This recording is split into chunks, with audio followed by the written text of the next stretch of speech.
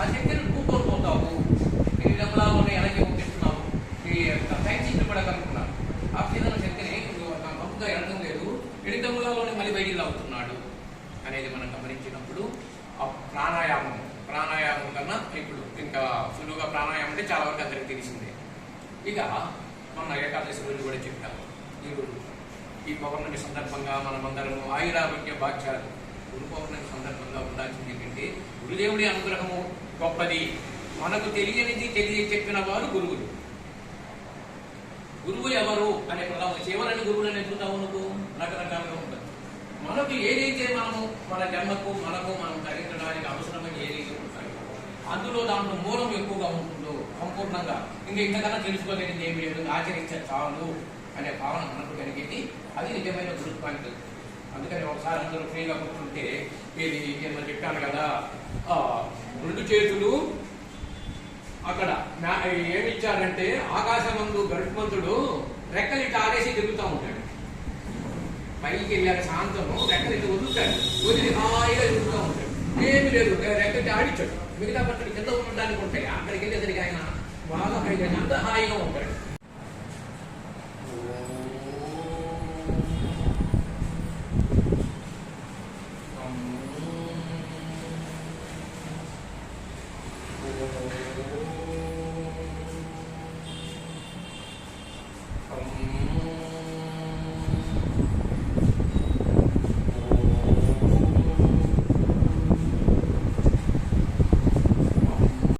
దానిని సలిలే సైంధవం యద్వం, కళ్ళు మూసుకొని చెవులతోనే వింటా ఉన్నాడు.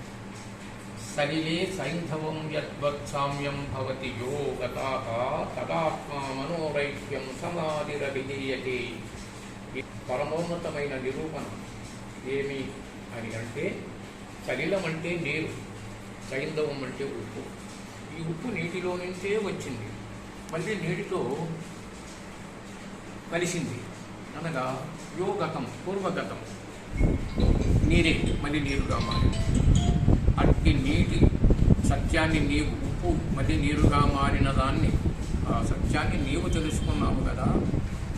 అట్టి ఆత్మ నుంచి వచ్చిన ఈ మనస్సు బయట సంచరిస్తున్నది. తదాత్మ మనోరైక్యం సమాధిరవిధీయతే. ఆ సమాధి నిష్టలో జరిగింది అంటే మనసు వెళ్ళి ఆత్మలో స్థిరపడాలి. అది ఏ సమాధి నిష్ట, వేరే ఏది కాదు. ఓకే.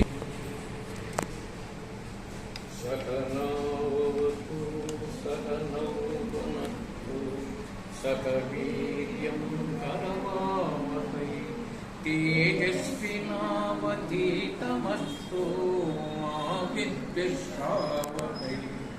ఓం శాంతి శాంతి శాంతి. సర్వే జనా సుఖినో భవంతు. లోకా సమస్తాన్ సుఖినో భవంతు. సమస్త సన్మంగళాని భవతు.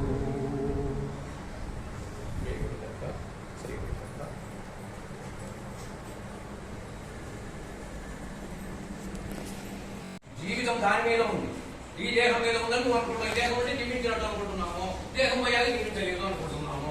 సూక్ష్మ శరీరానికి మరణం లేదు, దేహానికి మరణం ఉంది. దేహానికి మరణం ఉంది, సూక్ష్మ శరీరానికి మరణం ఉందా? మరణం లేదు కనుక ఇది కళలో కన్నప్పుడు ఆ గొప్ప విశేషత చూడండి. ఒకటి పాములు కనపడ్డాయి, ఇంకొకటి ఏదో కనపడిందని కొన్ని పీడకలు వచ్చాయని భయపడతారు. ఆ రూపాలన్నీ ధరించింది ఎవరు? మన ఆత్మయే. ఆ రూపాలన్నీ పాములు కప్పలుగా కనపడింది కూడా మన ఆత్మయే. ఇంకొకటి వచ్చిందని ఏమన్నా రుజువు చేయగలమా? లేదండి ఆ కప్ప ఒకటండి, అది వచ్చిందండి, 4 కళ్ళు కొంచెం చెప్పగలవా? నువ్వు నిద్రపోయావు, వేడుకున్నావు. మరి అప్పుడు ఈ లోకంతో సంబంధం లేదు నీకు. కానీ కప్పలుగా, తేళ్లుగా, పాములుగా మారింది, జనంగా మారింది, బరిగొడ్లుగా మారి కూడా మనం జంతువును చూసినట్టుగా ఉంటాం. మన ఆత్మయే అన్ని రూపాలు ధరించి. అందుకనే 84 లక్షల జీవరాశులతో పుట్టి గిట్టి వచ్చిందని నిఘంటువు తేల్చింది మహనీయులని వేదాసారం కానీ ఉపనిషత్తులు కానీ. అవన్నీ నువ్వు ఎత్తి వచ్చావు కనుక నీకు కనపడుతున్నాయి. నువ్వు ఎత్తకపోతే నీ ఆత్మకు స్పర్శ లేకపోతే ఎందుకు కనపడతాయి? నీకు కనపడవు. అంతేనా?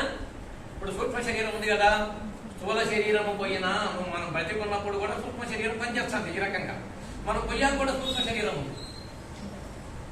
దాని జీవితం దానికి సంబంధించింది. ఎవరెవరమైతే ఏ పుణ్యాలు చేసుకున్నామో సూక్ష్మ శరీరం మళ్ళీ ఇంకొక శరీరాన్ని ధరిస్తుంది. అయ్యని నువ్వు అనుభవిస్తావు. మనం చేసుకున్న పుణ్యం చేసుకున్న వాడు స్వర్గలోకానికి వెళ్ళాడనో కైలాసం వెళ్ళాడనో చెప్పుకుంటాం. మరి పాపం చేసుకుంటే నరకలోకము యమలోకం వెళ్ళాడని అనుకుంటున్నాం. ఎందుకు అనుకుంటున్నాం? అనగా ఎవరు వెళ్ళారు అక్కడికి? సూక్ష్మ శరీరం ఇక్కడే పడింది కదా. ఎవరు వెళ్ళినట్టు? అనగా ఈ సూక్ష్మ శరీరం ప్రయాణం ఉందా లేదా? దానికి మరణం లేదు. నీ సూక్ష్మ శరీరానికి దేహానికి మరణం ఉంది. సూక్ష్మ శరీరానికి అంటే ఆత్మకు మరణం లేదు. ఈ ఆత్మ ఎప్పుడు ఈ జన్మ మరణాలకు రద్దయి ఈ లక్షణాలన్నీ పోగొట్టుకుంటాము. ఎందుకంటే ఎక్కువ టైం లేకుండా ఒకే ఒక మాటతో సంపూర్ణంగా తీర్పు జరుగుతుంది. ఇంకా సంశయాలు కావుండదు ఎవరికి. మన కర్మలు, వాసనలు, మన సంకల్పాలు అన్నీ కూడా ఈ యొక్క మన ఆత్మకు ఒక ఆవరణం అంటే బెరడు. గింజకు పొట్టుంది. పొట్టు ఉన్న గింజ మొలుస్తుంది. పొట్టు తీసేస్తే మొలుస్తుందా ఏ గింజ అయినా పదార్థం ఉంది దాంట్లో. పొట్టు తీసేసాక ఆగిపోయింది పదార్థం ఉంది. పదార్థంతో మళ్ళీ మనం పుడుతున్నాం. కానీ గింజ మొలక రావాలి అంటే బ్రహ్మ పదార్థం ఉంది, ఆడికి పోదా. అదే పదార్థమే మనం తిని బతుకుతున్నాం. కానీ జన్మలు మళ్ళీ రావాలి అంటే అది గింజ మళ్ళీ మొలవాలంటే దానికి పొట్టు ఉండాలి.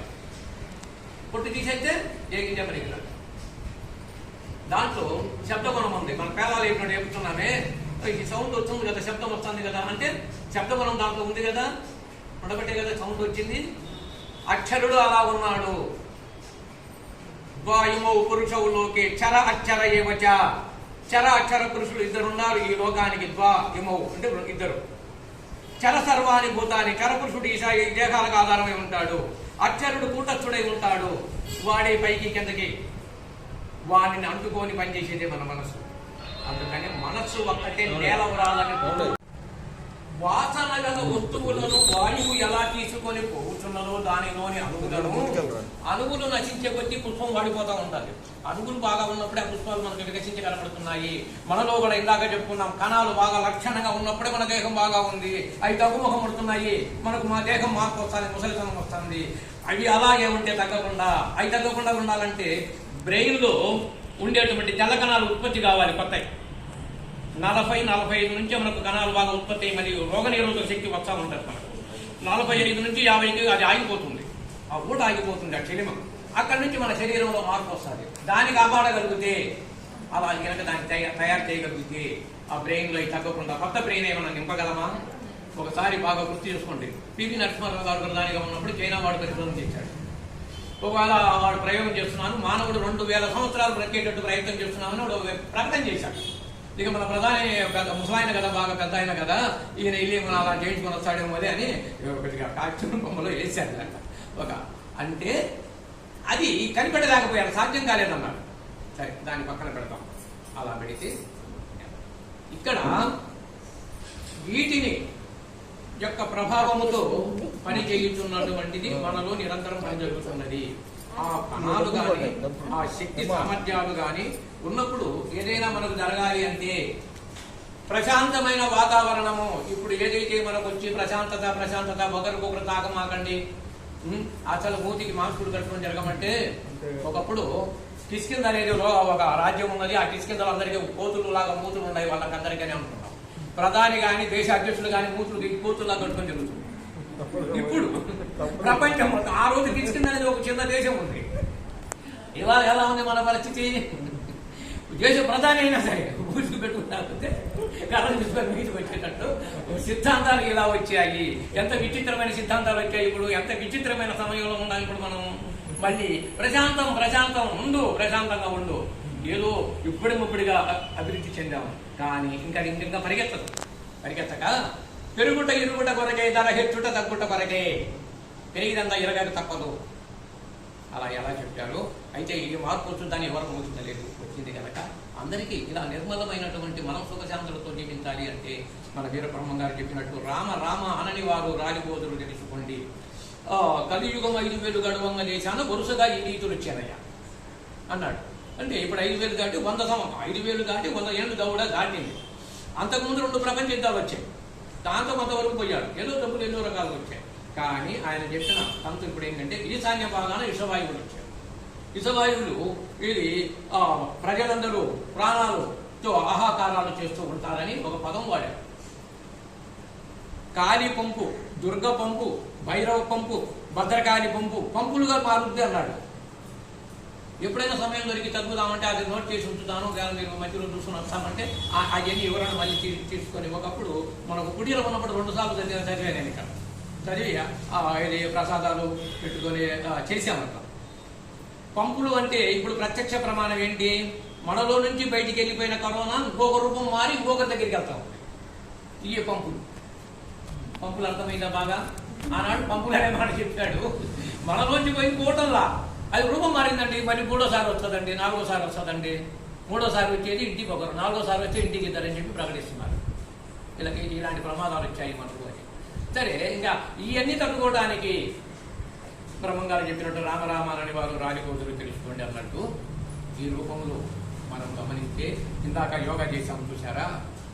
నా సొంత అభిప్రాయంగా చెప్తున్నాను, ఒకవేళ మనకు 2ఓసారి వచ్చినప్పుడు కొద్దిగా పచ్చడితో అన్నం కొద్దిగా ఎక్కువగా తిన్నాను, ఆ రోజు మధ్య కూడా తాగలేదేమో, ఏదో గ్యాస్ ట్రబుల్ లాగా వచ్చింది నాకు, ఏదో పట్టేసేస్తాను ఎక్కడికక్కడ, ఎన్నోసార్లు తింటాను అంటారు రావా.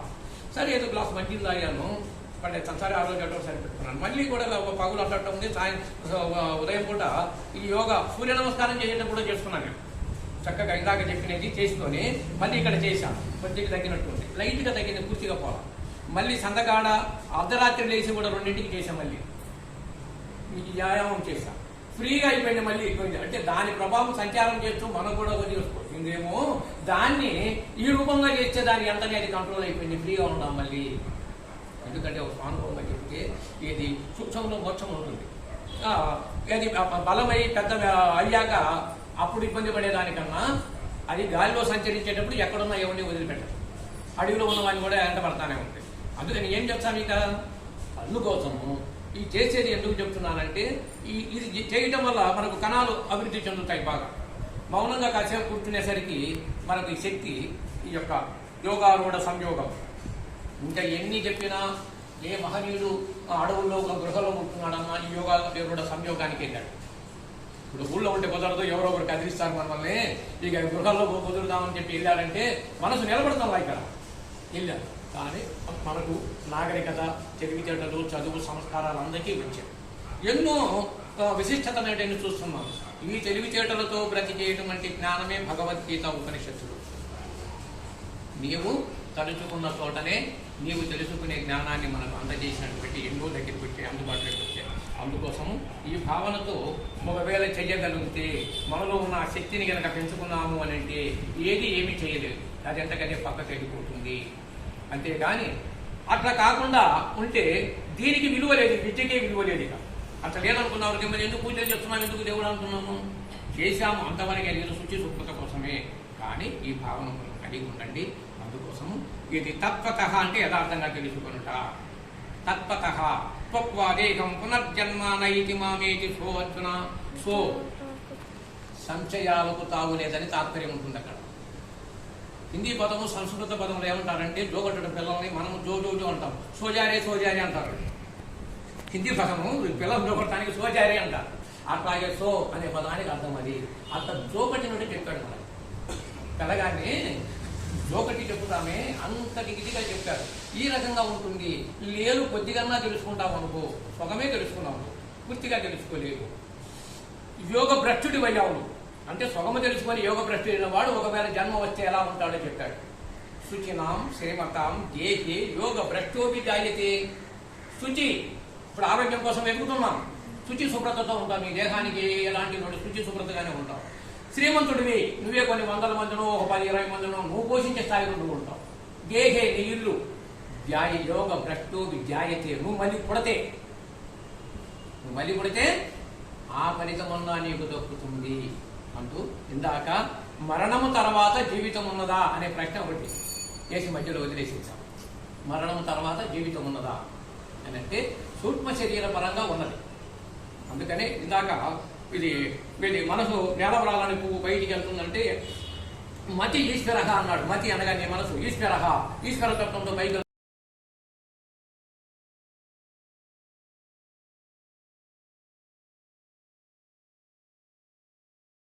అంటే మార్పు చేస్తాంది. అలాగో అనేక జన్మల ప్రారంభంతో కూడినటువంటి జీవాత్మ మళ్ళీ ఈ దేహమును వీడి మరి ఒక దేహమును పొందినప్పుడు మనసు మొదలుగు 6 ఇంద్రియములు జీవుని అంటబోతున్నాయి. అర్జున, జ్ఞానేంద్రియాలతో కూడిన సంస్కారాలు ఇవి జీవుని ఎంటపోతున్నవి. దీనికి తిరుగులేదు. ఇక ఈ మనోపుష్పము నేల వ్రాలదు. ఈ మనోపుష్పము ఇంకా ఇంతకన్నా నేల వ్రాలని పుష్పం అంతకన్నా పవిత్రమైన ఏడన్నా ఉందా? ఎత్తుతామా ఇప్పుడు ఈ ప్రపంచంలో? మన మనస్సే నేల వ్రాలని పువ్వు ఉన్నది. పుష్పాలు ఇవన్నీ మనకు శుచి శుభ్రతకు ఆరోగ్యానికి, అందులో నుంచి ఇందాక చెప్పుకున్నాం వాయువు, దాంట్లో నుంచి అణువులన్నిటి ఇక్కడికి సమకూరుస్తూ ఉండాలి. దాని యొక్క వాయువులు ఆ వాతావరణంలో మనం కంటికి ఇంపుగా చూడాల్సినటువంటి యొక్క స్థితి నేత్రానికి ఆనందం ఉంది కనుక అంతవరకే అదే దేవుడు అంటే నువ్వు వాడుకోవడానికి ఉంది. ఈ ప్రకృతి ఎలా ఉంది? వాడుకొని ఉపయోగపెట్టుకోవడానికి, అనుభవించడానికి ఉంది. అది దేవుడని మొక్కమని లేదు, ఏ శాస్త్రం చెప్పదు. ఉంటే ప్రహ్లాదుడంతటి వాడు అందుగలడిందు లేడని సందేహము వలదు చక్రి సర్వోపగతుండు ఎందెందు ఎదిగిన అందంతే గలడు. నువ్వు ఎక్కడ ఎదుగులు ఎక్కడే ఉన్నాడు. ఎందుకని ఆయన చైతన్యం. పుష్పాలు వాడిపోయాక పారేస్తాం, పుష్పం వికసించేటప్పుడు చైతన్యం దాంట్లో ఉంది. మన దేహం కూడా బాగా చైతన్యంగా ఉంది. ఇప్పుడు ఇది వాడిపోయినప్పుడు పనికిరాదు. ఇది అట్లాగే ఆ చైతన్యవంతమై ఆ చైతన్యం ఎక్కడికి వెళ్ళిపోతాను? ఇష్టమంతా ఉంది. ఇష్టాకారం గగన సదృశం మేఘవర్ణం శుభాంగం. ఇష్టమే ఆకారం చేసుకుని మేఘాలలో వర్ణాలు కూడా చూపించి మిమ్మల్ని శుభాలు కలిగించుతున్నది నేనే, ఇక్కడ ఎవడు లేడు. అది నువ్వు తెలుసుకుంటే నీ హృదయమే గమ్యస్థానమైంది. నాకు లక్ష్మీకాంతం కమలనయనం యోగి ప్రజ్ఞాన గమ్యం. అది నువ్వు తెలుసుకుంటే వందే విష్ణు భవభయహరం సర్వలోకైనాథం. ఈ లోకమందు ఏ భయాలు నిన్ను అంటాం. ఇప్పుడు వచ్చింది అనుకుంటున్నామే, ఏ భయాలు? సర్వలోకాలకు. ఈ లోకము నీకు నాకని కాదు, సర్వలోకైకనాథం. సర్వలోకైకనాథుడు ఇలాగే ఉన్నాడు. ఇప్పుడు వచ్చిన విపత్తుకు ఒక శ్వాస మీదనే ఆధారపడి ఉంది. వాయుదానం వస్తుంది కదా. భగవానుడు ఈ ఒక్క శ్లోకం 9 చేసి మరొక అంశాన్ని చెప్పాలి. యదాకాశక్తితో నిత్యం వాయు సర్వత్రాగో మహత్ తదా సర్వాణి భూతాని మత్తాని ఉపధారయ.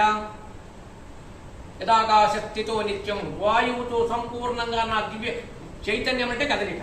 కదలిక దేనికి ఉంది? ఆకాశానికి కదలిక లేదు, వాయువుకు కదలిక ఉంది. అందులో చైతన్యం ఉంది, ఆత్మ చైతన్యం. దాంట్లో నింపా అయ్యి అన్ని ప్రాణాలు పోసుకుంటున్నాయి. వాయువు లేకపోతే ప్రాణాలు ఉంటాయా? మనకు ప్రాణాలు పోసుకుంటాయా ఏదైనా? ఇప్పుడు ఆ చైతన్యము నిరంతరము ఈ శ్వాస రూపంలో అనుభవిస్తున్నాం కదా. పరమాత్మ ఆ చైతన్యాన్ని నిరంతరం అనుభవిస్తానే బతుకుతున్నాం. జీవుడు వాయువును భోంచేయకపోతే భోజనాలు అనుభవం అంటాం. జీవుడు వాయువును భోంచేయకపోతే లాక్కోకపోతే ఎవడన్నా ఉంటాడా ఇక్కడ? మొట్టమొదటి భూమిలో ఉన్నప్పుడు కూడా ఒక కోడి గుడ్డు పెట్టింది, ప్రాణం లేదు, అట్లాగే ఉండదు. కడుపులో పిండం ఉన్నప్పుడు కూడా అంతే. మనం బయటకు వస్తానే ఆక్సిజన్ అందుకుంది. ఇది ఎక్కడ పుట్టింది, ఎక్కడ ఆడుతుంది, ఇంతవరకు ఎవరి ముందు దాని మీద డిస్కషన్ ఉండదు. ఈ రాకడ పోగడతో కూడిన ఉచ్ఛ్వాస నిశ్వాసలకు పుట్టుక ఎక్కడ?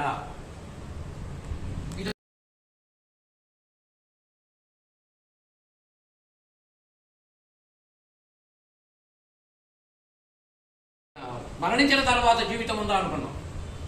ఈ శ్వాస దీని పుట్టుక ఎక్కడ, మరి ఎక్కడ లయం అవుతుంది? దాని మీద డిస్కషన్ ఉందా ఇంతవరకు? జ్ఞానాన్ని కూర్చున్నాను.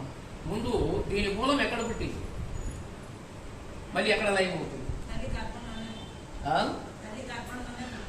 తల్లి గర్భంలో నుంచి బయటకు వచ్చాం కదా. బయటకు వచ్చాక ఇది యాక్షన్ బిగిన్ అయింది కదా. అక్కడ లేదు.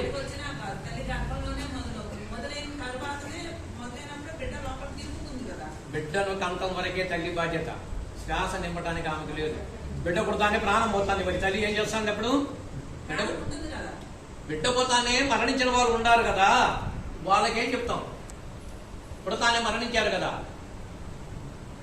బిడ్డ పుడతానగానే కడుపులోనే పోయిందండి పిండము, లేక బయటకు పుడతానే పోయిందంటాం. అప్పుడేమైంది? రండి కూర్చోండి.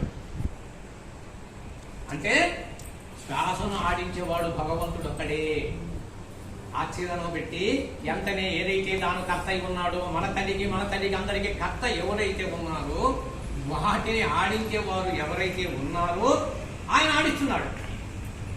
అందుకనే దీనికి ఒక గమనించండి. వేదాంతులు చెప్పినటువంటిది ఒక జడ్జిమెంట్ గొప్పగా ఉంటుంది. ఎట్లా ఉంటుందంటే ఏదో పూర్వం ఒకప్పుడు మోటుగా మాట్లాడుకునే వాళ్ళే అలా ఉంటుంది. తల్లియే లింగాంగమందూరు, తల్లియే లింగాంగమందూరు, తరువాత దాని పిల్లయే సూక్ష్మాంగమందూరు. తల్లి జాగ్రత్త, తల్లి అలా పుట్టి వాడి తిరిగి బిడ్డను మోసిందో మళ్ళీ ఈ బిడ్డకు ఆ తల్లిదారే బిడ్డకైతుంది. అందుకని ఏమైనా అయిందా? తల్లిదారే బిడ్డకాగా. ఎల్లవారి బ్రతుకు భాగ్యాలు ఎల్ల చూడ తెల్లమాయన ఇంట అందరి బ్రతుకు భాగ్యాలు ఇలా ఉండాలి అని చెప్పాడు. ఎదిరా ఈ జనన మరణాము. ఎక్కడ జనన మరణాలు తగులుకున్నాయని ఎక్కడ ఆలోచిస్తాము? నిజ బోధగరిన లేదురా ఈ మోక్ష నరకాలు కూడా లేవు. నిజమైన తత్వాన్ని కొను. నిజమైన తత్వం వెళ్ళినప్పుడు దేహం నేను కాదు, దేహం నేను కాదు, ఈ ఆత్మశాశ్వతం అనే భావనకు మనం వెళ్ళినప్పుడు అప్పుడు అందుతుంది. అప్పుడు అంతే కదా. అందుకనే మరణము తర్వాత ఉన్నది అంతే. ఏది జన్మ మనకు ఏది జీవితం ఉన్నదా లేదా అంటే మామూలుగా మళ్ళీ ఒక జన్మ వస్తున్నాం. లేదు పుణ్యలోకాలకు వెళ్ళే వాళ్ళు ఉన్నప్పుడు ఇప్పుడు ఉన్నాం అందరం ప్రత్యక్షంగా. నీకు నచ్చిన రీతిలో నేను గాని మీరు గాని నీకు నచ్చిన రీతిలో నువ్వు బతికావా? నీకు నచ్చిన రీతిలో నువ్వు బతుకుతున్నావా? నచ్చని రీతిలో బ్రతుకుతున్నావా? ఆ నచ్చకపోతే ఆ తీరను కోరికలే మళ్ళీ జన్మలకు కారణం వస్తాయి. నువ్వు నచ్చిన రీతిలో నువ్వు తెలిసిన వ్యర్థమే. నాకు నచ్చిన రీతిలో నేను బతుకుతున్నానా లేదా బాగా గమనించండి. ఏది అంతదిగా ఆ చితికి వెళ్ళినప్పుడు అంటది. అట్లా లోకములో లోక విషయాల మీద సాధ్యపడదు.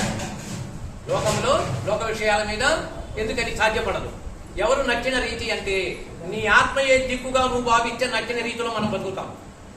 నీ ఆత్మయే నీకు దిక్కు, ఇంకొకటి దిక్కు లేడు ఎవడు ఇక్కడ. అది లోక వ్యవహారికాలంటే ఎంతనే సమాజము, లోకము, ధర్మము, ఇది ధర్మము, అది అధర్మము, అది లోకులు ఏమనుకుంటారో, ఇరుగు పొరుగు ఏమనుకుంటారో మొత్తం తగులుకుంటాయి.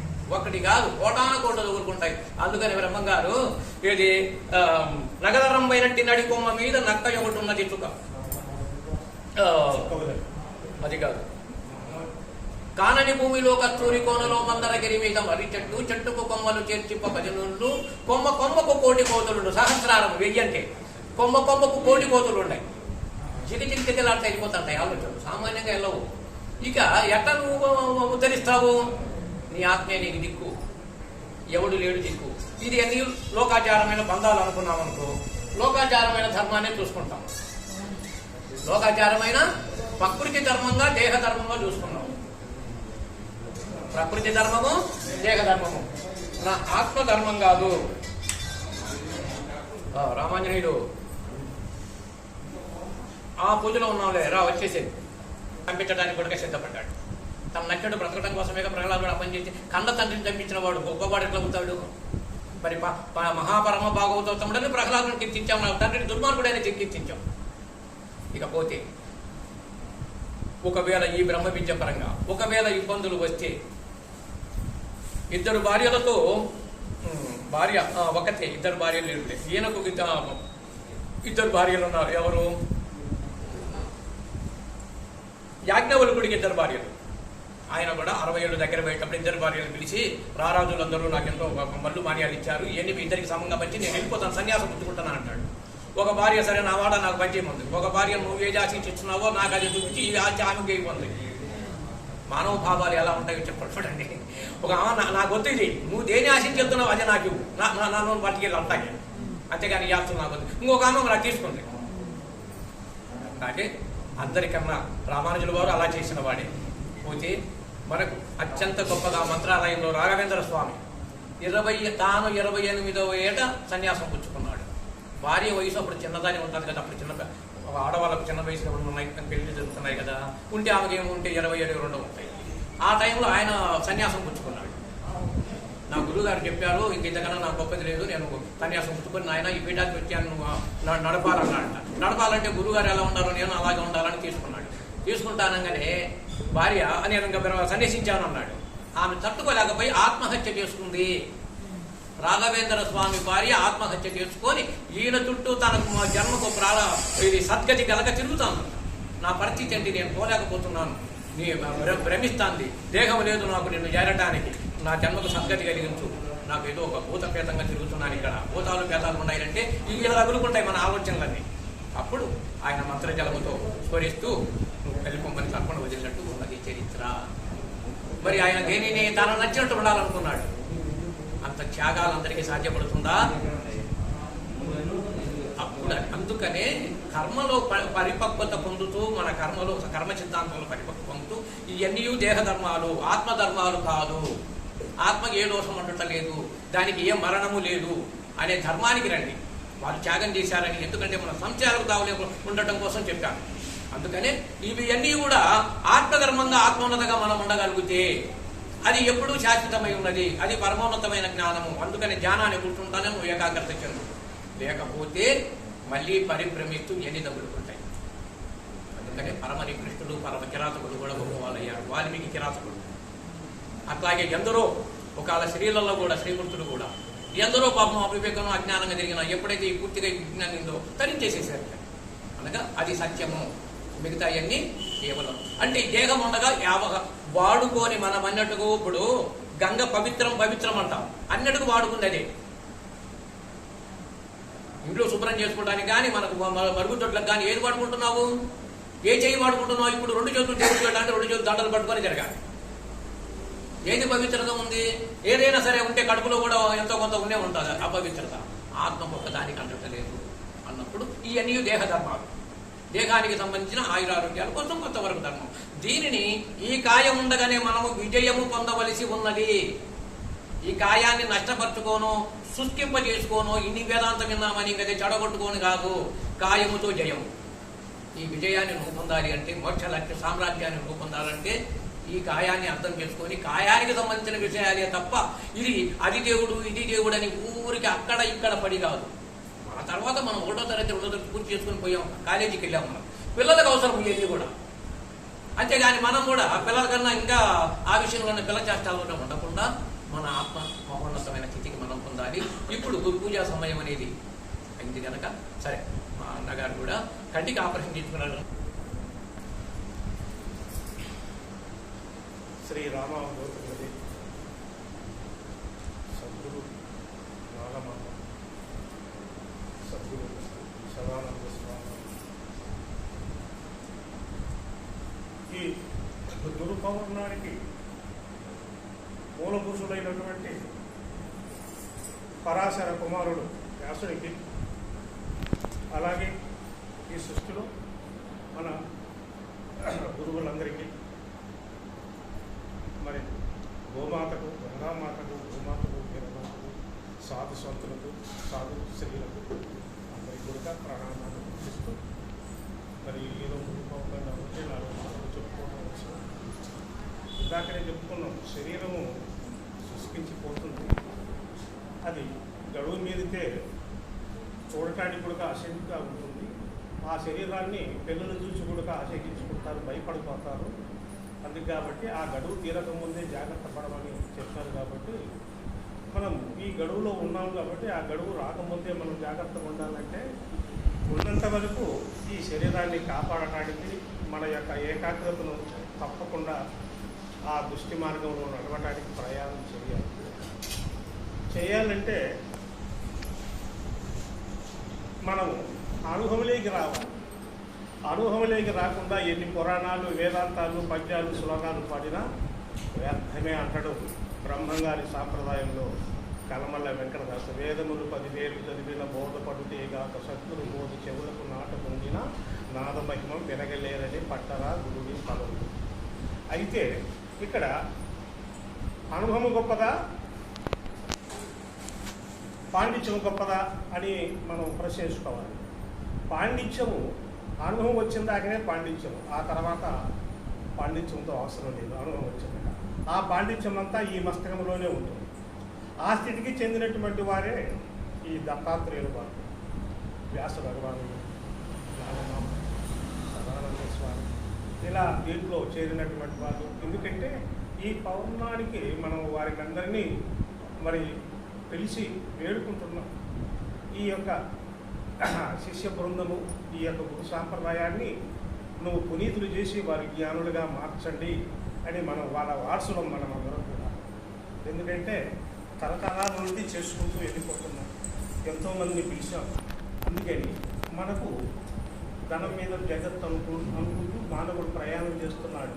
కొద్దిపాటి ఇల్లు, కొద్దిపాటి పొలము, బ్యాంకులో బ్యాలెన్సు, ఇదే నాకు సరిపోతుంది, నాకేం అవసరమా ఆ గుళ్ళకు గోపురాలకు ఆశ్రమాలకు గురువుల దగ్గరికి చేరటానికని కొంతమంది అనుకుంటారు.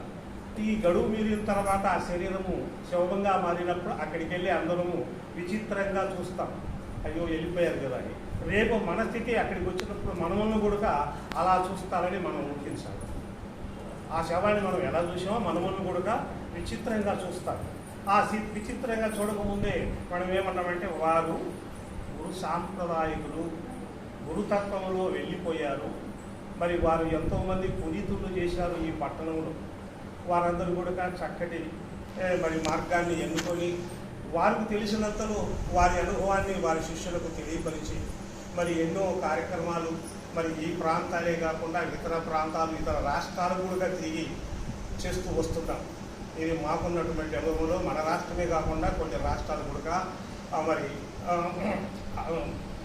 కురుక్షేత్రము, ఆగ్రా అనేటువంటిది కురుక్షేత్రంలో, ఆగ్రాలోనే కురుక్షేత్రం ఉంది. అట్లాగే కర్ణాటక, మద్రాసు, మరి బొంబాయి, గానగాపురం ఈ ప్రాంతాలలో కూడా మరి మన తెలుగువారు ఆహ్వానించే వారి యొక్క నిర్ణయం ప్రకారం ప్రయాణం చేసుకోవాలి. ఎందుకు చేస్తున్నాము? ఇంటికాడుండి ఏదైనా పని చేసుకుంటే కూలి డబ్బులు వస్తాయి కదా, అలా తిరగడానికి ఎందుకు అని అడిగే వాళ్ళు కూడా ఉంటారు. అడిగారు కూడా. ఎందుకంటే ఏమండి అక్కడికి వెళ్తే మీకు ఏమన్నా ఏమిటండి అన్నారు. అంటే ఉన్నాయండి అన్నారు. ఏంటండి? మరి ధనం వస్తుందండి మనకు కూడా. ఏం ధనం అంటే కనిపించని ధనం. ఈ కనిపించే ధనము ఏడైనా పారేసుకోవచ్చు, ఎవరైనా కొట్టేస్తారు, దోపిడీ చేస్తారు. కనిపించని ధనం ఏది? అదే జ్ఞానధనం. ఆ జ్ఞానధనాన్ని సంపాదించాలంటే గురువులకు దగ్గరగా ఉండాలి. గురువులకు దగ్గరగా ఉన్నారంటే ఆ చివరి కూర్చుని చేరుకుంటారేమో, అది కాదు గురువుధనం. గురువులు దగ్గర ఉండాలంటే ఎలా ఉండాలంటే ఒక చిన్న ఉపమానం. ఒక జాలుడు వేటికి వెళ్ళి చేపలు పట్టడానికి వల ఇసురుతాడు. వల ఇసురితే అంత దూరంగా అక్కడ అమ్మాయిలు కూర్చొని అక్కడ చేపలకే ఇసురుతారు, కానీ ఇక్కడ తన ముందు ఉన్న చేపలకు విసరలేడు. ఇసురుతారా? చూడండి, ఆ దూరం ఉన్న చేపలకే ఇసురుతారు, కానీ ఇక్కడ దగ్గర ఉన్న చేపలకి ఇస్తారు. ఈ భగవతత్వంలో ఉన్నటువంటి వారు ఈ దగ్గర ఉన్నవాళ్ళు. ఇదికే కావుని వలలో నా కాకను చిక్కితివి, మేలుకో సంజీవ, మేలుకో ధనజీవ, మేలుకో సుఖజీవ అని మరి ఒక తత్వంలో చెప్తుంది. ఆ కాలుకు దొరకకుండా ఉండాలంటే మనం భగవత్ తత్వానికి దగ్గర ఉండాలి, భగవంతుడికి. ఇవాళ గురు పౌర్ణమి కదా అని మనమంతా ఇక్కడికి రావటం అనేటువంటిది మంచిదే, కానీ అవకాశం దొరికినప్పుడల్లా ఉండాలి. దీనికి చిన్న ఒక 2 మాటలు చెప్పి ముగిస్తాము. ఎందుకంటే చెప్పుకుంటూ వెళ్తుంటే బాగానే ఉంటుంది. ఏదో 2 మాటలే మీ హృదయాలకు హత్తుకుంటాయని చెప్తాము. శ్రీకృష్ణ పరమాత్మకు ఈ యొక్క బ్రహ్మ విద్య నేర్చుకోవడానికి ఆయన కూడా ఆసక్తి కలిగి గురువు దగ్గరికి వెళ్ళారు. శ్రీకృష్ణ పరమాత్మకు గురువు ఒక్కడేని చాలా మందికి తెలుసు, కానీ శ్రీకృష్ణ పరమాత్మకు 2 గురువు. మొదటి గురువు గార్గేయుడు, రెండో గురువు సాందీపుడు. అయితే గార్గేయుని దగ్గర శిక్షణ పొందాడు. గాంధేవుని దగ్గర శిక్షణ పొందితే గాంధీ మహాంశ అన్నాడు, నాయన కృష్ణ, నాకు తెలిసిన విద్యలంతా నీకు నేర్పాను, కానీ నీకు ఈ విద్య చాలదు, నీవు సాందీపుని దగ్గరికి వెళ్ళి పూర్ణమైన విద్యను నేర్చుకోమన్నాడు. సాందీపుని దగ్గరికి వచ్చాడు. అప్పుడు ఎంత ఆయన వయసు? 12 సంవత్సరాలు. ఆ 12 సంవత్సరాల వయసులో అక్కడికి వచ్చి, స్వామి నేను నీ దగ్గర విద్య నేర్చుకుంటున్నాను, నేర్చడానికి వచ్చానంటే అప్పుడు సాందీపుడు వారు అన్నాడు, నాయన నీవు నా దగ్గర విద్య నేర్చుకోవాలంటే నీవు బ్రహ్మచర్యం పాటించాలి, నీ రాజడ్రస్సు, నీ రాజ విద్యలు, రాజవిద్యాలన్నీ వదిలేయాలి, నువ్వు అడుక్కొని తిని నాకు పెట్టి నువ్వు తిని విద్య నేర్చుకోవాలి, దీనికి అంకితమైతే ఉండు, లేకుంటే నీ దాన్ని వెళ్ళు అన్నాడు. అయితే దానికి పూర్తిగా మరి పరమాత్మ ఆ యొక్క ఓడుగుండు చేయించుకొని ఆ యొక్క రాజడ్రస్సు తీసేసి కాషాయంబరాలు ధరించి తాను అడుక్కొని వచ్చేసి గురువుగారికి పెట్టి మిగిలిన తిని విద్య నేర్చుకుంటున్నాను. చూడండి, ఆయన ఆ యొక్క ప్రాంతాలకు భిక్షాందేహని ఎత్తూ ఉంటే ఆ తల్లులంతా ఇంత బాల్యంలో ఎంత ఇతనికి వైరాగ్యం రావడం ఎంత విషయమైనటువంటి విషయము. ఈ బాలుడు ఈ యొక్క బ్రహ్మ విద్యను ఎందుకు ఈ రకంగా నేర్చుకున్నాడు ఆయన అని ఈయన కృష్ణ పరమాత్మ అని తెలియదు. ఇప్పుడు మేమున్నాము, మన ఈ ఊళ్ళో ఇక్కడి వరకు తెలుసు పలానా నాగమ్మ గారి వీళ్ళు బెండలు, వీళ్ళు శిష్యులని. కానీ కొంచెం దూరం వెళ్తే ఏమోనండి వాళ్ళు ఎవరో వచ్చారండి ఇక్కడికి వెళ్ళిపోయారు, అంతే కదా. ఆ పరమాత్మ కూడా ఆయన కృష్ణ పరమాత్మని తెలియదు. కానీ ఒకరోజు అనన్యమైనటువంటి చింతలతో ఆ యొక్క తల్లులు ఆయనకు ప్రసాదం పెట్టారంట. ఆ ప్రసాదాన్ని తీసుకొని వస్తుంటే దారిలో అభాగ్యులైనటువంటి ఆ బాబు మాట్లాడకుండా ఇచ్చేసేది అయ్యా పుస్తకాలు. ఎక్కడికి వచ్చామమ్మా? భిక్ష వేశారండి. భిక్ష. ఇప్పుడు నేను ఎందుకు అడిగాను, మీరు ఈ క్లాసులో ఉన్నారా బయట క్లాసుకి వెళ్ళారా అని తెలుసుకోవడం కోసం. ఇది కూడా మీకు అర్థమైంది కదా. అది ఆ భిక్ష పెడితే మరింతగా పెట్టారు. తీసుకొని వస్తుంటే దారిలో అభాగ్యులైనటువంటి పిల్లలు, ఆ రోజుల్లో భోజనాలు మధ్యాహ్నం పూటలు తినేవాళ్ళు కాదు, రాత్రి మిగిలిన అన్నాలే తిని ఈ తల్లులు చిన్న పేదవాళ్ళంతా పనులకు వెళ్ళేవారు. ఈ అన్నాన్ని చూసి వాళ్ళు ఒక్కసారిగా ఇలా చూస్తున్నారంట. ఈ పరమాత్మ చూసి వారిని కూర్చోబెట్టి వరుసగా అందరికీ వడ్డించేశాడు. వడ్డించేసి ఖాళీ సంచితో ఇంటికి వచ్చాడు. సాందీవులు వారు చూశాడు.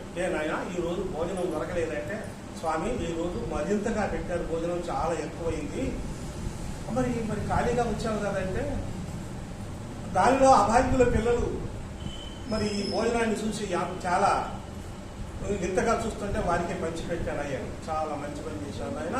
సరే మంచినీళ్ళు తెచ్చి నాకు ఇచ్చేసి నువ్వు కూడా మంచినీళ్ళు లేక ఈరోజు దీంతో సరిపెట్టుకున్నాను నేను.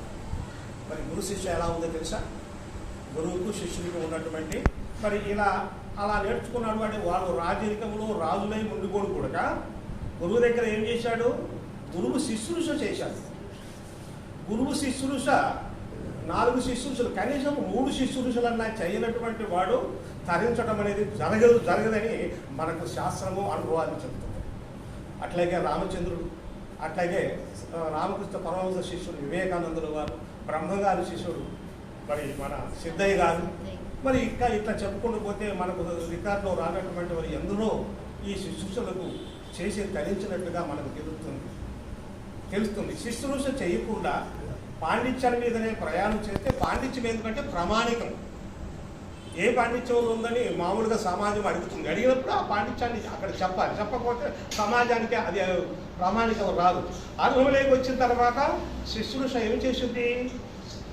నిన్ను ఇందాక చెప్పాడు, మనో పుష్పము ఆ యొక్క ప్రణవ స్వరూపంగా ఆకాశ మార్గాన సంచరిస్తుంది. ఆ మనోపుష్పానిగా మారటానికి అవరోధాలు ఏర్పడతాయి. అప్పుడు ఏమవుతుంది? ఆ శుశ్రూషల మీద ఆ గురుతత్వం అనేటువంటిది పూర్తిగా మనము నిమగ్నమై చేసినప్పుడు నువ్వు చేసే గురువు చెప్పినటువంటి ప్రతి వాక్యము నీకు హృదయానికి అతుక్కుంటుంది. అలా అతుక్కోకుండా ఏముంటుందంటే, మనలో చాలామంది వినేటువంటి వింటూ ఉంటారు, చూసేపుట్లోనే ఏదైనా అలజడి జరిగిందో పక్కకి వెళ్ళిపోతుంటారు. ఎందుకంటే మనలో 4 ఉండాలి. ఏది? అమాయకులు. అన్నీ మంచి అనుకుంటారు, అన్ని చెడ్డయ్య అనుకోరు, అన్ని అది కూడా మంచిదే కదా అంటారు. ఆ నలుగురిని పారదోలాలంటే మనం ఏం చేయాలి? ఆ నలుగురిని పారదోయాలంటే చిన్న ఉపమానం చెప్పి దీంతో సరిపెడతాను. ఎక్కువగా చెప్పినటువంటి విధంగా మేము ఉండదు. ఒక రాజ్యంలో రాజు మనం ఎలా ఈ యొక్క సభలు పెట్టి అందరికీ బోధ చేసుకుంటున్నామో, ఆ దుర్గుణాలు లేకుండా, ఆ పిచ్చోలు లేకుండా, అమాయకులు లేకుండా ఎలా చేయాలని గురువుగారు కొట్టుబెట్టి మీకందరికీ ఎలా చెప్తున్నామో, అలాగే ఆ రాజు కూడా ఆ కన్నబిడ్డలాగా రాజ్యంలో అందరూ కూడా మహా మంచిగా ఉండాలి, అమాయకులంటూ ఉండకూడదు అనేటువంటి విషయంతో మహామంత్రిని పిలిచి, అయ్యా మహామంత్రి, మన రాజ్యంలో అందరూ చాలా మంచివారు, చాలా పండితులు, చాలా భక్తి వినయ విధేయతలు కలిగినటువంటి వారు, కానీ ఏదో సందర్భంగా అమాయకులైనటువంటి వారు, పిచ్చోలు లాంటి వారు, బందర పిచ్చోలు లాంటి వారు 4 ఉంటారంట. వాళ్ళను కూడా లేకుండా ఏదయ్యాలి, నువ్వు ఈ నెలలోపులు వారు ఎక్కడ ఉండారో మన రాజ్యంలో ఎదిగి పట్టుకురా తీసుకురమ్మన్నాడు. అప్పుడు ఏం గచ్చంతరం లేక మహారాజు గారు అలాగే తెస్తారు స్వామిని ఒప్పుకున్నాడు. బయటకు వచ్చాక ఎవరన్నా చదువుకుని పాస్ అయ్యాడని కాగలను, కానీ ఈ పిచ్చోళ్ళను ఈ రాజ్యంలో ఎక్కడ ఉండాలని చెప్పమంటే అందులో ఈ రాజ్యంలో ఆ పిచ్చోళ్ళు ఎక్కడ దొరకరు. అందరూ మంచి వాళ్ళే, అందరూ చెప్తే వినేవాళ్ళు, గురు సాంప్రదాయమైనటువంటి వాళ్ళు, ఎంతో చక్కటి వాళ్ళు అని తిరగంగా 15 రోజులకు ఒక్కడు కనపడ్డాడు. ఒకడు ఏం చేశాడు? ఆ ఊళ్ళో నుండి పొడుగురికి వెళ్తున్నాడు ఎడ్లబండి తోలుకుంటూ, తన మూటను తన నెత్తి మీద పెట్టుకొని ప్రయాణమై వెళ్ళిపోతున్నాడు. మహామంత్రి చూసి, అయ్యయ్యా ఏమిట్రా ఇది ఇలా వెళ్తున్నాడు, ఏమైనా అలా వెళ్తున్నాడంటే, నా ఎడ్లకు కొంచెం బరువు తగ్గించాలండి. అచ్చా వెళ్ళిపోయేవాడు. ఏడే బాగా తీసుకొని ఇందాక అరే నేను మహారాజు గారు రమ్మన్నారా అన్నాడు. అలాగే పదండి అన్నాడు. సరే వాడిని తీసుకొని వస్తుంటే దారిలో ఒకడు ఏం చేసాడు? ఇప్పుడు మాకు ముసుళ్ళు పెట్టి వర్షాలు కురుస్తున్నాయి, ఇళ్ల మీద 3 ఎత్తు గడ్డి మురిసిందంట. ఇంకొకడు ఏం చేసాడు, ఆ బర్రెని తీసుకొని వెళ్తున్నాడు ఆ మిద్దె మీదకి బర్రెని మేపటానికి. మరి ఎందుకురా బర్రెను పైకి తీసుకెళ్తున్నావు అంటే ఇంటి మీద గడ్డి మొలిసింది మేపటానికి తీసుకెళ్తున్నాడు. అచ్చా భలే దగ్గరలో దొరికారు, ఈడు కూడా భలేవాడి, రారా నేను కూడా రాజుగారు రమ్మని ఈ ఇద్దరిని తీసుకొని వెళ్ళాడు. వెళ్తానే రాజుగారు చూశారు, ఏవయ్యా మహామంత్రి, నలుగురిని తీసుకురామంటే ఇద్దరిని తెచ్చావు ఏందయ్యా అన్నాడు. అయ్యా 15 రోజుల నుండి తిరిగాను, కానీ ఇద్దరు ఇక్కడే ఉన్నారు, ఇద్దరిని తీసుకొచ్చాను బయట నుంచి అన్నాడు. అని నోరు తెలిసాడు ఆయన. ఇద్దరు నాకు తెలియకుండా ఈ సభలో ఇద్దరు ఉన్నారా, నువ్వు ఇద్దరు తెచ్చానని. సరే కానీ పరిచయం చేయాలన్నాడు. అయ్యా ఇదిగో ఈయన గారు 4వ వాడు అన్నాడు. అదేందయ్యా 1, 2, 3, 4 ఇటు రావాలి కానీ 4వ వాడు అని చివరి నుండి వస్తున్నాం అంటే అటు రాను మహారాజా, నేను ఇటు వస్తాను. సరే కానీ మీరైనా పరిచయం కావాలి కదా. ఈ 4వ వాడు ఏం చేశాడయ్యా, అయ్యా పొరుగురికి ఎడ్ల బండి దూదుకొని వెళ్తున్నాడు, ఏంటి వాడు మూటను తల మీద పెట్టుకుని ప్రయాణం చేస్తే, ఎందుకురా నాయన ఈ మూట తల మీద పెట్టుకున్నామంటే నా ఎడ్లకు కొంచెం బరువు తగ్గించాను స్వామి అన్నాడు. బలే మహామంత్రి శబాష్. సరే లేడు అనుకున్న అమాయకులు మూర్ఖులు ఉన్నారనమాట. అంటే సరే ఇక తర్వాత ఈడెవరు అన్నాడు. ఈడు 3వ వాడు అన్నాడు. అయితే ఈయన కూడా వెనక నుండి వస్తాను స్వామి, ముందు రాను. సరే పరిచయం చేయండి. ఏమి లేదు మహారాజా, ఈ సంవత్సరం మనకు వర్షాలు కురిసి ఇళ్ల మీద గడ్డి గుడిగా మొలిచింది మూరెడెత్తు, ఆ గడ్డిని మేపడానికి బర్రెని తీసుకొని వెళ్తున్నాడు దాని ఇంటి మీదకి అన్నాడు. అచ్చా భలే వీళ్ళు కూడా అలాంటి వాడు ఉన్నాడు అన్నమాట మన రాజ్యంలో. సరే వీళ్ళు కూడా ఇక తర్వాత చెప్పు అన్నాడు. అయ్యా మీరేమనుకోకపోతే చెప్తాను మహారాజా అన్నాడు. ఈ నెల రోజులు పని పాట వదిలేసి, ప్రజలకు కావాల్సిన సంక్షేమ కార్యక్రమాలు వదిలేసి ఈ బందరు పిచ్చోళ్ళ కోసం నన్ను తిరగటానికి నేను 2వ వాడిని, చెప్పినది నువ్వు మొదటిని. అందరూ చూశారు ఒక్కసారిగా. మహారాజు ఈ మంత్రి గారికి ఏదో శిక్ష వేస్తాడు, లేకపోతే మంత్రి గారిని కూడా పిచ్చోడికి ఏదో దెబ్బ కట్టాడు అని అన్నాడు. అంటే రాజుగారు ఒక్కసారిగా నోరు తెలిసి చూశావా మహామంత్రి ఎంత తెలివితేటలుగా ముందే పరిచయం 1గా నుండి వస్తే నేను పిచ్చోడు అవుతాను, 2వ వాడు మంత్రి పిచ్చోడు అవుతాడు. కానీ తెలివితేటలుగా వెనక నుండి వచ్చాడు 4, 3, 2, 1. అచ్చా శబాష్ మహామంత్రి, చాలా మంచి పని చేశావయ్యా, చాలా సంతోషం. అట్లాగనే ఆ నలుగురు మనలో ప్రతి ఒక్కరిలో కూడా ఉంటారు అసమర్థులు, వాళ్ళని మనం తొలగించాలి. వాళ్ళు మంచి మాటలు మంచి విషయాలు వినటానికి ప్రయత్నిస్తే ఏదో ఒక సందర్భం వచ్చి మనం పక్కకు లాక్కెళ్తుపోతుంది. అక్కడ కాదు బందరు పిచ్చోళ్ళు ఇక్కడే ఉంటారు. ఆ పిచ్చోళ్ళను మనం వెతికి పట్టుకోవాలి. పట్టుకున్నప్పుడు ఏం చేయాలి, పట్టుకోవాలంటే అవకాశం దొరికినప్పుడల్లా గురు సాంగత్యంలో ఉండాలి. అది అలా ఉంటేనే ఆ పిచ్చోళ్ళు దొరుకుతారు, లేకుంటే దొరకబడదు. ఎందుకంటే వాళ్ళు అనేక రకాలైన భౌతిక విషయాలు నేర్చుకొని మనకు పాఠం అప్పచెప్తారు. ఏమండి అది కాదండి, ఇది కాదండి, ఇది కాదండి, వాళ్ళకు అనుకూలంగా మాట్లాడుకుంటూ ఉంటారు. అందుకు కాబట్టి మనకు గురువుగారు ఒక ఎడ్ల బండి ఇచ్చారు. ఆ బండిని మనం తోలటానికి సిద్ధంగా ఉండమని. ఆ బండిని ఎలా తోలుతున్నామో, ఆ బండి ఎలా తోలితే మనం ఎత్తామో. ఎంతో మంచి బండి నేను తీసుకుంటునండి, బండికి 2 ఎద్దులు గట్టి తోలుచుంటినండి. ఈ బండి గురువుగారు ఇచ్చారు. ఆ ఎడ్లను నువ్వే కట్టుకోవాలి. ఆ బండికి కట్టుకున్నప్పుడు ఈ బండి తోలటానికి నీకు అలవాటు అయిందనుకోండి, అప్పుడు గురువు దగ్గరికి రావడానికి మీకు అందరికీ అవకాశం ఉంటుంది. ఆ బండికి ఎడ్లు కట్టలేదనుకోండి, ఏమోనండి చెప్పారు గురువుగారు. ఏం చెప్పారు? చెప్పారండి ఆ రోజు. అది కాదయ్యా చెప్పింది ఏదో చెప్పు, ఏం చెప్పాడు చేశాడు. ఆ రోజు విన్నానండి నేను, ఆ రోజు ఏం చెప్పారో నేను విన్నాను, అదే చేస్తున్నానండి నేను అంట. ఎందుకంటే ఒకవేళ నాకేం తెలియదంటే కొంచెం నామర్షిగా ఉంటుందేమోనండి. ఒకవేళ తెలియదండి గురువుగారు అంటే గురువుగారు చెప్తాడు, తెలియని వాళ్ళకి చెప్తాడు కానీ తెలిసిన వాళ్ళకి చెప్పరు కదా. అందుకు కాబట్టి తెలిసినతనానికి పోతే మనం ఇబ్బంది పడతాం, తెలియనితనానికి ఉంటే అన్ని మన వస్తువులు మన దగ్గరే ఉంటాయి. అందుకు కాబట్టి మనం అందరం కూడా ఆ మార్గంలో పయనించాలి. మీరందరూ కూడా ప్రయాణం చేయాలి. ఆ ఎడ్ల బండిని తోలే విధానాన్ని గురువు ఎప్పటికప్పుడు మరి మీకు చెప్తాడు. ఆ ఎడ్ల బండి, ఆ బండి ఎలా వెళ్తున్నది, ఎంతో మంచి బండి నేను తీసుకుంటునండి, బండికి 2 ఎద్దులు గట్టి తోలుచుంటినండి, ఎర్ర జెండా వెనక్కి నిలిచి ఎక్కుచున్న బండి, పసుపు పచ్చ జెండలు 2 ప్రక్కటెత్తులండి, ఎంతో మంచి తెల్ల జెండా ముందర నిలిచి తోలుచున్న బండి, నల్ల జెండా నట్ట నడుమ ప్రణవ గీతమండి, ఎంతో మంచి పంచరంగుల జెండా బండి ప్రణవ గీతమండి, పంచరంగుల జెండా బండి ప్రణవ గీతమండి 8 గుజ్జుల ఎదురు సవారి ఎగిరిపోవునండి. ఎంతో మంచి బండి నేను తీసుకుంటునండి, బండికి 2 ఎద్దులు కట్టి తోలుచుంటినండి. 8 మంది ప్రయాణికులు చేరబోవు బండి, ధూప దీప నైవేద్యాలే బండి బారుగండి. ఎంతో మంచి బండి మా చేరబోము బండి, 84 లక్షల ఊర్లకి ఎక్కువైన బండి. ఎంతో మంచి బండి నేను తీసుకుంటునండి, బండికి 2 జగ్గులు కట్టి తోలుచుంటినండి. రోజుకు 21,600 మైళ్ళు చేరబోవు బండి, రోజుకు 21,600 మైళ్ళు చేరబోవు బండి, స్థిరమైన నిర్మాణపురమునకు వెళ్ళిపోవు బండి. ఎంతో మంచి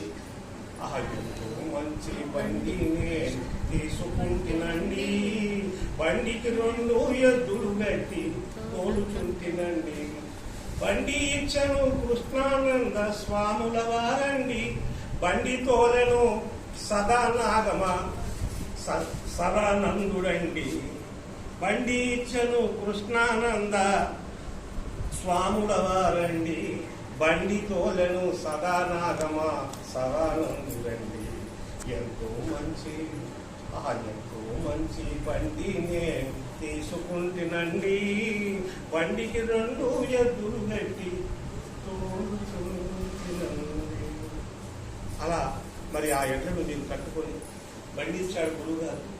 ఈ బండి ఇది సామాన్యమైనటువంటిది కాదయ్యా, ఈ బండిలో అనేక రకాలైనటువంటి భావనలతో మరి ఈ యొక్క మానవ జన్మం అనేటువంటి బండి ఎంతో గొప్పదిగా ఉంది. ఈ బండికి ఈ యొక్క జోడెద్దులు మీరు కట్టి తోలుతూ ఉంటే దానిలో కలిగేటువంటి అనుభూతులన్నీ మీరు అనుభవిస్తే నీవే బ్రహ్మము, నీవే బ్రహ్మము. బ్రహ్మం ఎక్కడ ఉన్నాడయ్య అంటే 3 తలకాలైన బ్రహ్మం స్థితికి ఎదిగినటువంటి. అంతకుముందు ఏమన్నారు? తానే బ్రహ్మమురా అన్నాడు. ఎదిగిన తర్వాత నేనే బ్రహ్మమురా పామరులారా, నేనే బ్రహ్మమురా అన్నాడు బ్రహ్మగారు. అందు కాబట్టి మనమంతా బ్రహ్మస్వరూపులమే అనేటువంటి భావన మనం తెలుసుకొని మరి ఆ జోడెద్దులను మీరు ఎక్కడ అశ్రద్ధ చేయకుండా, ఈ జోడెద్దులు ఈ 2 వచ్చేటువంటి శ్వాసలే జోడెద్దులు. జోడెద్దులు అంటే వెళ్ళాలేమో డబ్బులు తీసుకొని మరి కొనాలేమో, మళ్ళీ వ్యవసాయం ఈ మధ్యకాలం లేదు మళ్ళీ తెచ్చుకోవాలేమో అనుకోవాకండి. ఆ బండి ఇక్కడే ఉంది, ఎడ్లు కుడక ఇక్కడే ఉంది. దాటను ఎడ్లను అదుపులో పెట్టుకోవడం సాధకుడి యొక్క నిర్ణయం. అందు కాబట్టి జయ సద్గురార్పణవస్తు, దత్తగురు మహారాజుకి, దత్త రామావధూతకు, దత్త సదానంద స్వామికి, దత్త నాగమాంబకు, పార్వతీపతి హర మహాదేవ.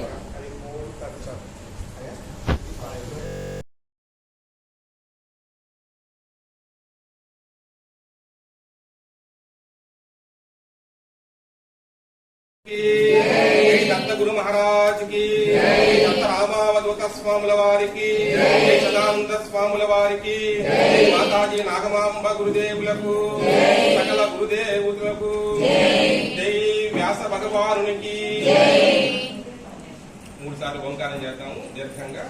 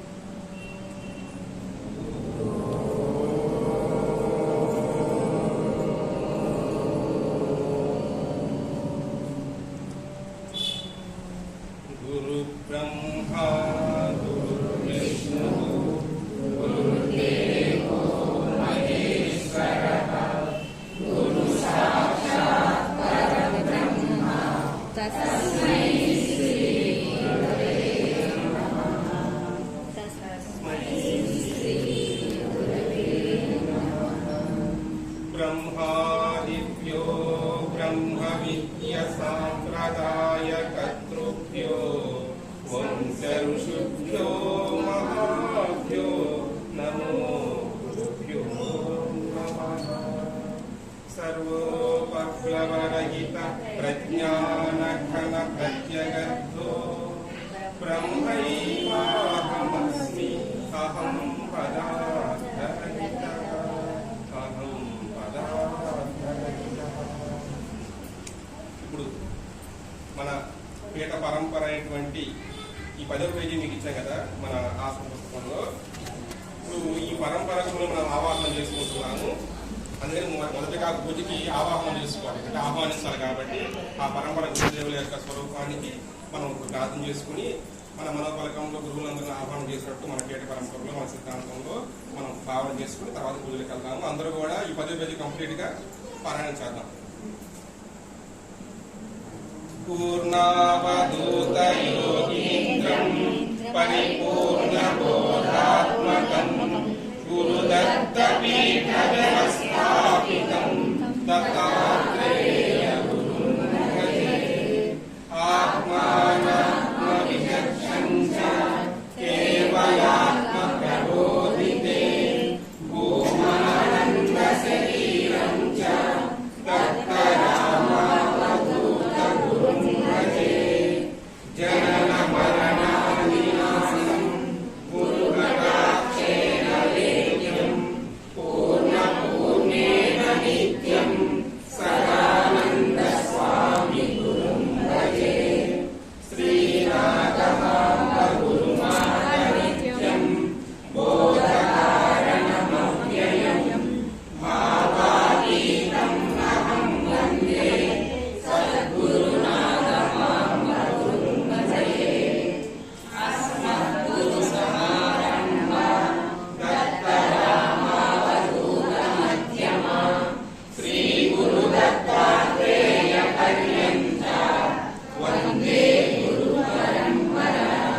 సంసార సాగర సముద్రగణైక మంత్రం బ్రహ్మాదిదేవ ముని పూజిత సిద్ధ మంత్రం దారిద్ర్య దుఃఖ మహారోగ వినాశ మంత్రం వందే మహాభయకరం గురురాజమంత్రం.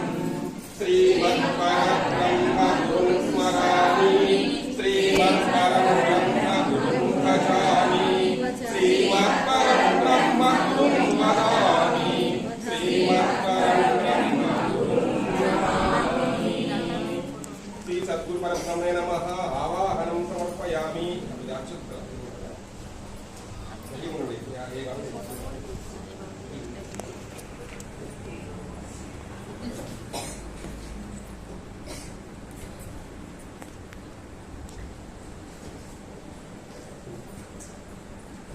శ్రీ సద్గురు పరబ్రహ్మే నమః. ఆవాహనం సమర్పయామి. రత్న సింహాసనం సమర్పయామి. సింహాసనానంతరం పాదయోః పాద్యం సమర్పయామి.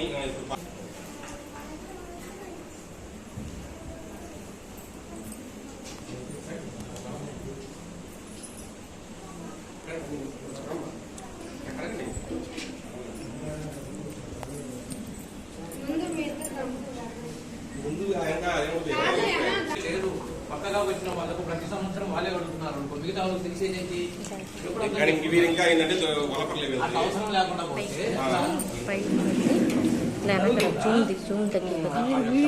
సాధన చేయకుండా సాధ్యం కాదు. సాధన చేయాలి, అందరం కూడా ఆ చేసినప్పుడే దాని యొక్క పరిపక్వత తెలుస్తూ ఉంటుంది.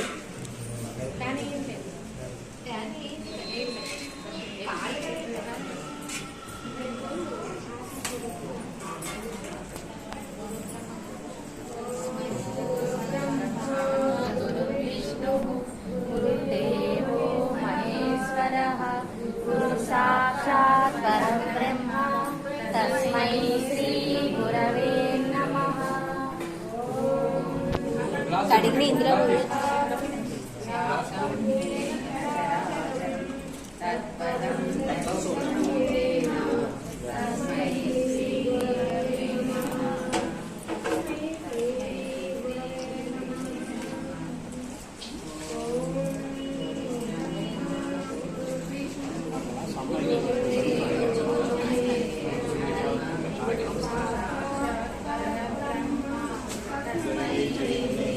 గోదావరి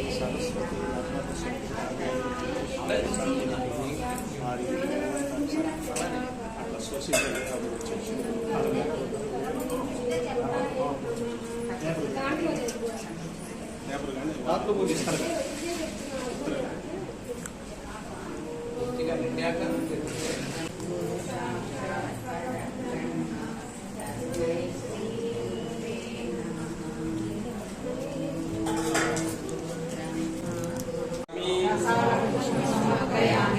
ప్రకృతి పురుష విలక్షణాయ నమః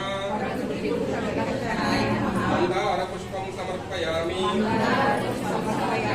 నిత్యాయ నమః అల్హార పుష్పం సమర్పయామి ఆగ్నేయ చక్ర నిలయాయ నమః అతసీ పుష్పం సమర్పయామి నాదబిందు కళాతీతాయ నమః పారిజాత పుష్పం సమర్పయామి